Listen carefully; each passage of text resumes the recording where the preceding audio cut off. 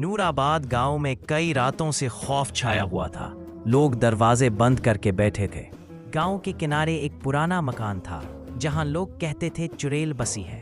کوئی اس طرف جانے کی ہمت نہیں کرتا تھا۔ نقشبندی درویش درگاہ میں بیٹھے قرآن کی تلاوت کر رہے تھے۔ ان کے چہرے پر سکون اور نور تھا۔ علی نے کہا، بابا جی، میں چڑیل کو دیکھوں گا، میں نہیں ڈرتا۔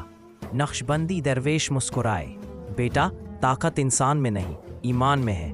سورۃ الاخلاص اور سورۃ الناس پڑھنا، اللہ تمہارا محافظ ہے۔ علی نے اللہ کا نام لے کر سفر شروع کیا۔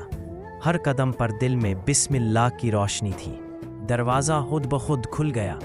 ایک ٹھنڈی ہوا کا جھونکا آیا، مگر علی کے قدم نہیں لرزے۔ اندھیرے میں ایک خوفناک آواز گونجی، کون ہے جو میرے علاقے میں آیا؟ علی نے بلند آواز میں پڑھا، قل اعوذ برب الفلق۔ کمرے میں نور پھیلنے لگا۔ وہ سیاہ دھواں چیخا، گھومنے لگا اور پھر روشنی میں تحلیل ہو گیا۔ ایمان نے اندھیرے کو مات دے دی۔ صبح جب سورج نکلا، نورآباد میں سکون تھا۔ گاؤں کے لوگ خوشی سے نعرہ لگا رہے تھے، اللہ اکبر۔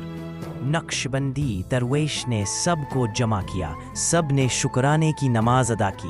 نقشبندی درویش نے فرمایا، برائی کا خاتمہ تلوار سے نہیں، ایمان کی روشنی سے ہوتا ہے۔ علی نے کہا، بابا جی، مجھے یقین ہو گیا کہ قرآن ہی سب سے بڑی طاقت ہے۔ یوں نورآباد میں پھر سکون آ گیا۔